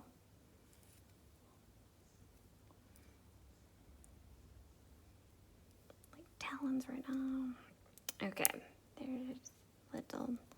I'm coming up to the spot that I am aiming for, which is the Buddha with these copper beads. And so now I'm being really mindful of like, okay, so I have a knot there. Do I want to add another knot? So I'm going to basically go this same space amount of beads and check out like how many knots do I have in there, just because I want it to aesthetically look the same. And yes, there are 2 knots in between here. So do I want to add 2 in here? And I apparently already actually have 2, so I don't need to. So I'm just going to pass through this bead and then do a knot in between these. Ooh, and like this, it's a little bit tight. I'll tell you what, this was like the very, very, very tight. Oh boy. So keeping this very, now at this point, very stretched out, very thinned out, if you will, you know, it was 0.5 millimeter, but at this point, honestly, it feels like 0.25. It's so very thin. I am glad I did it, because it is adding just an additional layer of sort of tension, if you will, and keeping it just so that, again, I'm filling as slowly as possible. I'm filling each and every bead there, like the whole of that bead, to its absolute limit, to its capacity. And the reason for doing that is just to really reinforce it. And again, not in a way where it fills it to the capacity where then like if you open it and the whole thing falls apart, because that can happen. And it does actually happen with the very thick millimetered. So this 1.5 millimeter, I've actually found that you can put it through beads and then it fills the bead so completely that the second you stretch it to put it on, the whole thing breaks. All the beads don't come flying off, maybe 1 or 2, but they sort of stay there, sort of in limbo. But then you have this broken, what are you gonna do with that? So you have to like slowly spin and turn off each bead. It's a nightmare. Well, it's my own personal nightmare. It could be anybody. It could be somebody's dream. I don't know, but I don't love it. So this is where I like the thinner millimeter cording, and also, you know, prefer if I were working with like a wood bead where the drilled out hole is very thick or wide, it's not such a big deal. And also because wood is lighter than stone, so not a huge deal. But I'm really liking what is happening here. Very thin, very pliable, feels very secure, actually feels pretty good. And each bead is being filled as much as possible. Again, with giving enough of that sort of slide, so like, or turn, if you will, so that I know that it's not going to just all snap the second it gets put on. And also I'm testing it and putting it on as I go through, using my hands as the example. Yeah, I also, because this question may come up, I have done this type of thing for huge hands. My hands are not huge, but they may look like it because of the video and because it's so close. But my brother, I come from a family of giants, and I'm like the runt of the family, like the tiniest, the smallest, the lightest, like all of those things basically. So everyone else is like these beautiful, they look like gods basically, just, you know, beautiful, beautiful giant human beings, and they're great. They have huge hands, huge wrists, big bones, like, I mean, just like very, you know, like my female cousins, just as an example, are like 6 foot, 6'2", like they're tall, they're giant, massive, giant, you know, structure wise. And I am not even 5'2" foot, so like 5'2", so yeah, so there's just quite a difference. And my bow instructor is, again, I'm the runt of the family. I like did not get the genes that everybody else did. I'm very envious. They all just are incredible. So I have made these for people of all sizes, and yes, for like all sort of, wrists and bones and, dimensions and things like that, and even like different, beads and everything.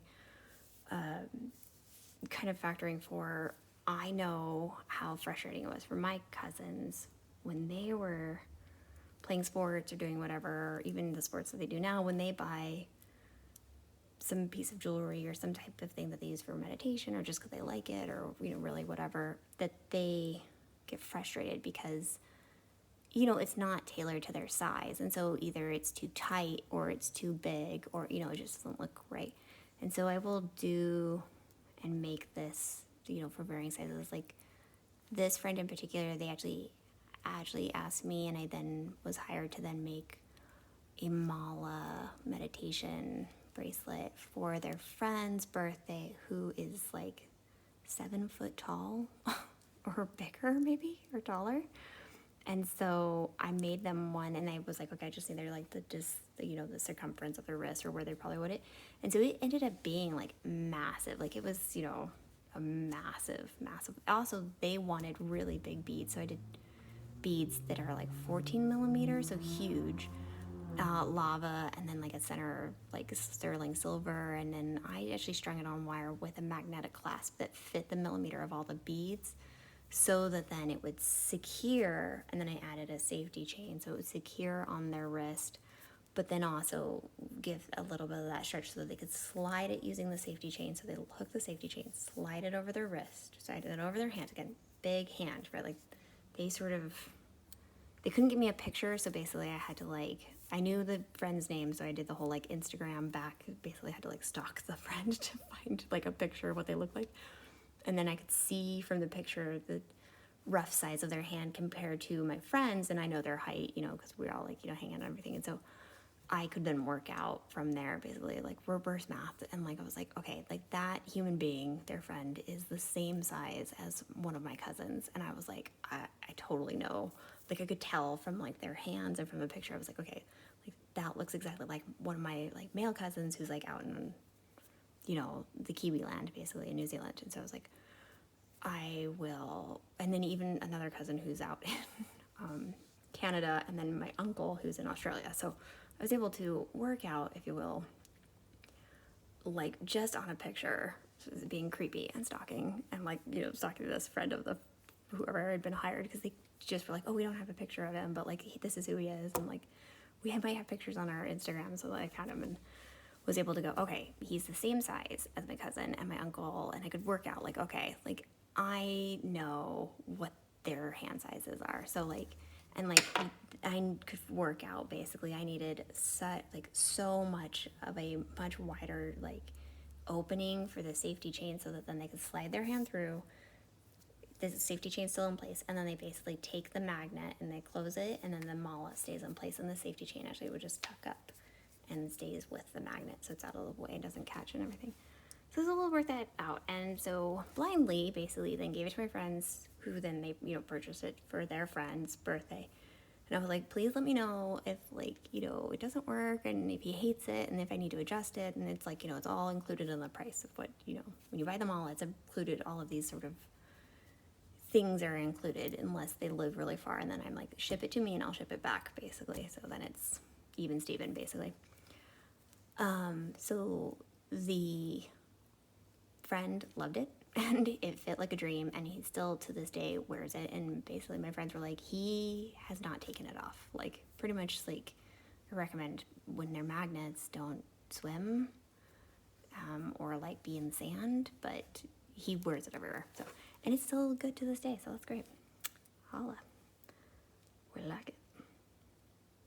All right, I am at the point where, obviously random story time. So I'm at the point where I'm in the Buddha zone, if you will. So I'm going to make those knots, like I said that I wanted to do earlier. If you fast forwarded, welcome back to the shortened, hopefully, near end of this. And if you just want to go all the way to the end, you'll see the product. But if you catch it, you're done. So that's cool. Thanks for coming by and then checking out even just a second of it. All right, I'm going to go through this copper disc. I want to basically not go through the Buddha bead just yet, because I do want to add another knot right in there, that little space, and I might honestly do a couple of knots, and that's just, again, just a little bit of a being a bit finicky with it and sort of just knowing sort of what I want to see in the end and what I'm looking for. And so I'm just gonna go very, very slow. If you notice, I put my fingernail, here's where sometimes occasionally fingernails being a little bit longer go in the favor, is that is my hold in space spacer between this copper and the Buddha head. So I dig it. I'm gonna go through Buddha head. And this is just like a little silver bead. Also something that I got from when I was in San Diego. And I was at the mom and pop bead store with, I want to say it's Julia and Jose, but I could be wrong. But it's, yeah. And I also, I'm not sure if it's Beads Galore San Diego. I don't know. I'll include the link later. But basically I got these little Buddha beads heads from them. They're very cute. Can you get them other places? Yeah, probably. Have you seen them? No, not yet. But I, again, support local, small mom and pops, because they matter. So I've done a little, like, knot there. I am going to go and let go through to this disc. But I can see that this is already actually catching on whatever the series of knots that I have. And so I'm just going to play around with that for a bit and just see, like, is it doing what I want it to do? That's why I'm sort of like working. It looks like I'm doing nothing, but what I'm doing is I can't even quite put it into words right now. I'm feeling through to see if this is doing what I'm wanting it to do.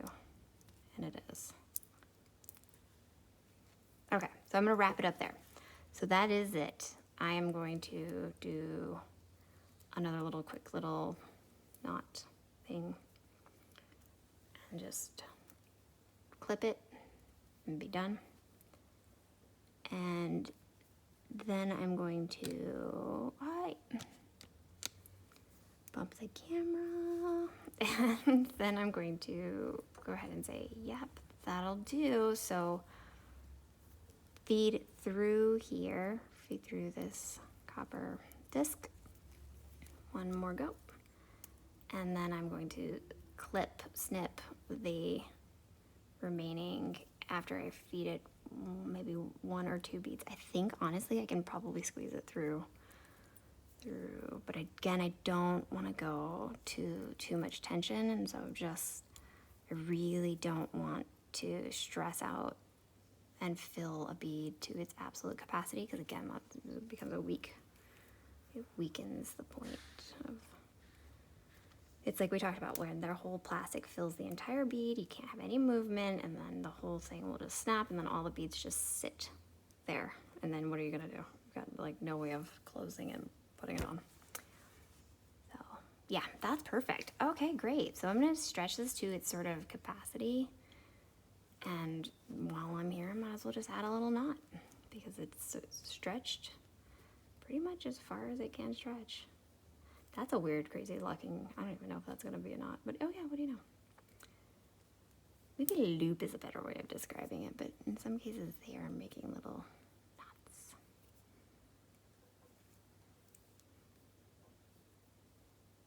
Like voila.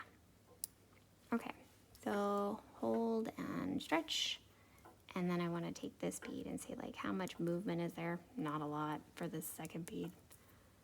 So there's really no need to go through it, and I don't want to because of the stress that it will cause. So I am going to cut that, And then I'm also going to see if I can't then, using my hands, not the needle, feed this through. Again, the goal is just to really bury or hide the string as much as possible. Doesn't look like it's going to come through the other side, and it's not. So then I'm just going to do one more little knot, loop, sort of.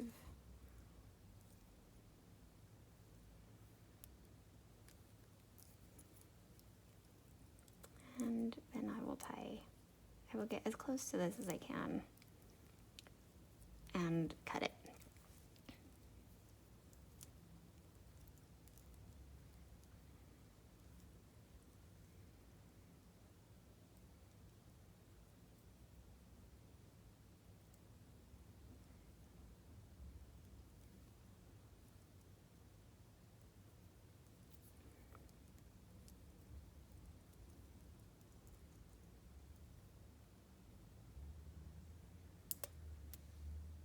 Okay.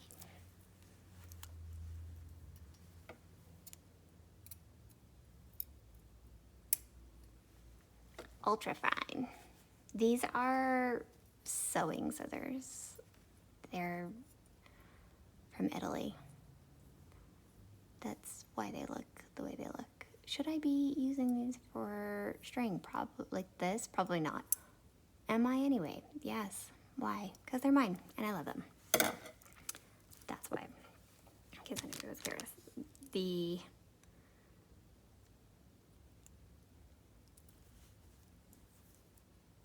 string here that's remaining, this clear, thick, again, it's a 1/2 millimeter. It's not as thin as the other stuff because this has been clearly very stretched out.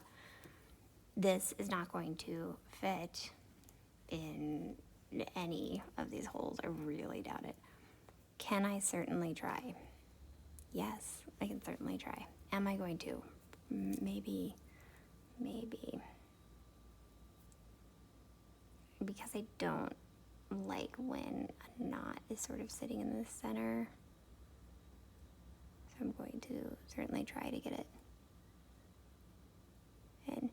One of the nice things about this is that you sort of get used to the thickness, if you will. You get sort of become used to like the strength of the, even though it's a very thin millimeter, you sort of get used to sort of caterpilling or working it through the bead.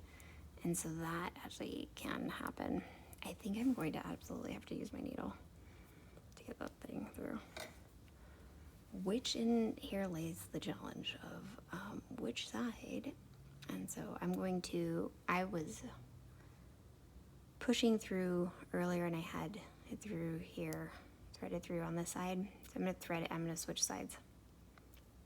Just because, if you can tell, it's starting to crinkle or bend because of the tension and pressure in between the beads. So I'm going to work this through super duper gently because I don't want my needle to break or the cord. But it worked. I was able to pull this through.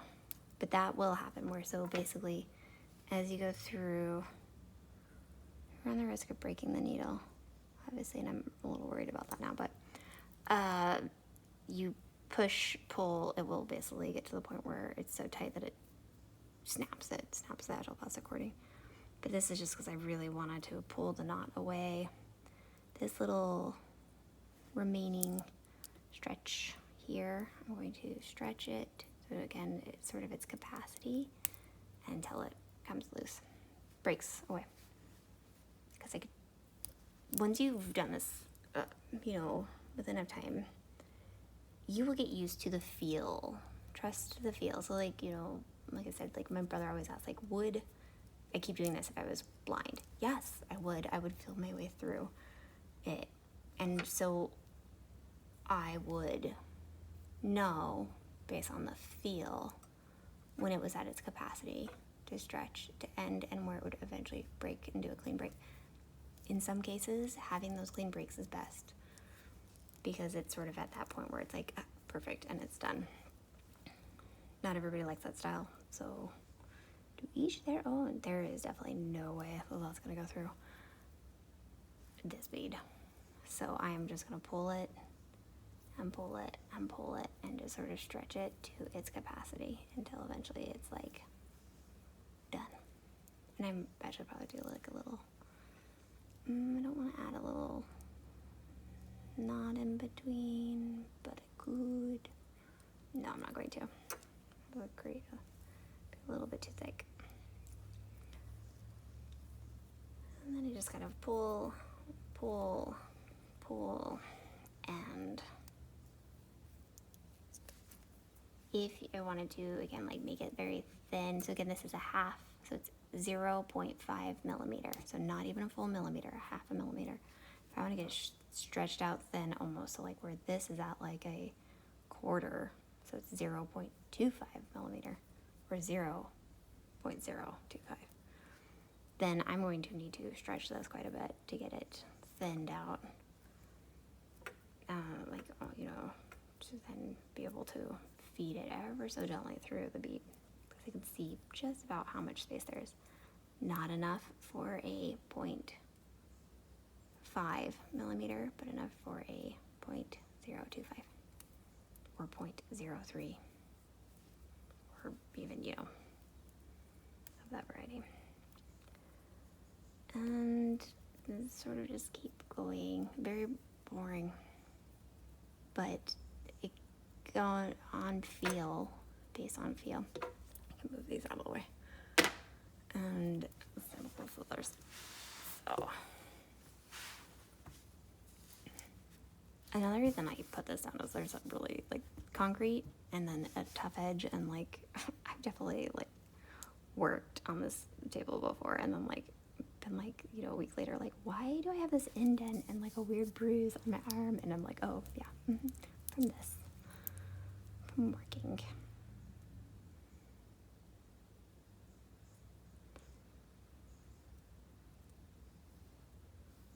So like that's not gonna go through, but I can see that there is enough space, so it won't go through on the other side.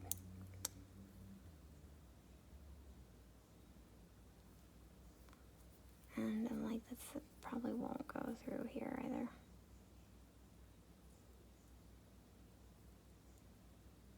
I don't want to use my needle again, the beading needle, because, well, it's the last one. I'm worried it will break. I could use the broken one again to sort of feed this through, but I'm actually just going to see if I can't actually just feel and then sort of push through. But it looks like there is a no-go around that. So I'm guessing it's because there is not enough space in between. And there isn't, there really isn't. So I'm actually just going to keep pulling, add a little knot again, try to make it as low profile as possible, and then just cut this and then be done. And now it becomes the question of, did I do 4? Did I do 3? I'm going to call it 3. It feels like 3 because I wrapped. It's 3 and a plus. So I did wrap. I did not do 4 separate strings, but the third string stretched and wrapped 1+ times. So not terrible, not terribly bad if I do say so myself. And then I'm going to do the same with this. I'm really just stretching it out so that then I can do a little knot, even though I've done one, but really just keep that in place. And I really am loving the tension that I feel on this thing. It feels solid.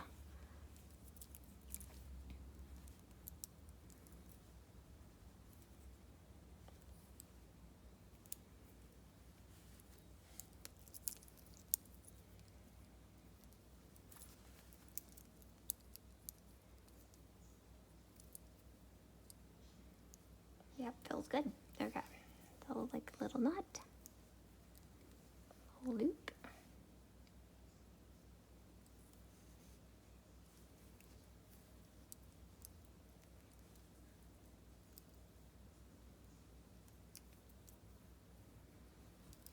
For some people, they don't like having the knots in between. And like, if this was for me, I probably would not want these like little knots in between, because I like sometimes for the beads to be like right up against each other. But again, this is for a very specific person who does like that look, who does like that is what makes it feel more secure, and does like that it creates enough of that barrier in between each bead, so that really for them, so that they can really see, the characters of each bead and like, everything that's done. So the next thing I'm going to do is end the recording and basically text them, congratulations, I finished your, the mala or whatever. So it's done. Clean up and put everything away basically. And then, yeah, I will come back to you guys with little how-tos, because this is like now almost 2 hours. I'm going to break it up into little segmented videos, because not everybody has time for that, and why not? You can follow us on our YouTube channel, which I'll include. This will also be on YouTube, but also on Patreon. That's designed specifically so that pretty much every video, like how to, and doing with the artist, like instead of it being clipped into several little movies and everything, it will just be like one and done, so you get to see all that extra like behind the scenes content and everything. Our YouTube is TheCARP Art Collective, so it's TheCarp, all one word, and then Art Collective.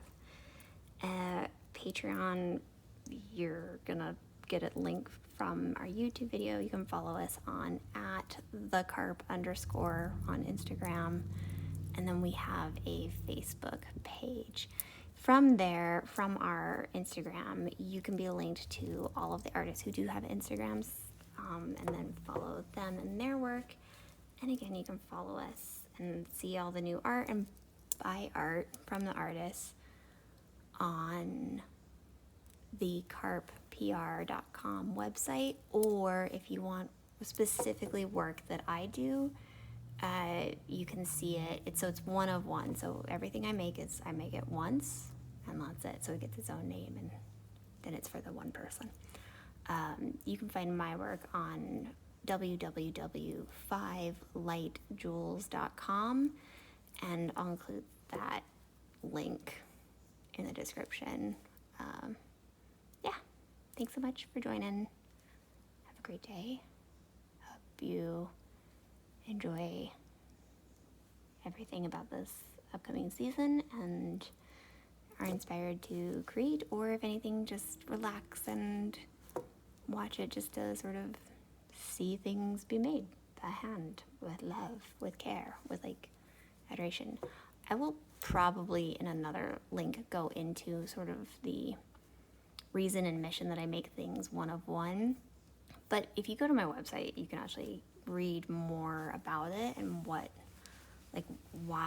I do what I do and what I use, and sort of the mission behind it. But basically, like, if we were to just like highlight, clip it, I'm a hippie, okay? And so I like to do things pretty affordably, and then I'm very sort of conscientious, if you will, of like, I call myself a hippie, other people call me hippie, I have no problem, I don't care, like, you can totally do whatever you want. So yeah, that's just me. Like, I just bleeding heart over here, just wanting to make people happy and keep the world a good, safe, sustainable, healthy place, whatever that looks like. If it looks like just being mindful of like where I source materials from, or being mindful of how I create the things so that then it's not ending up in the landfill, things like that.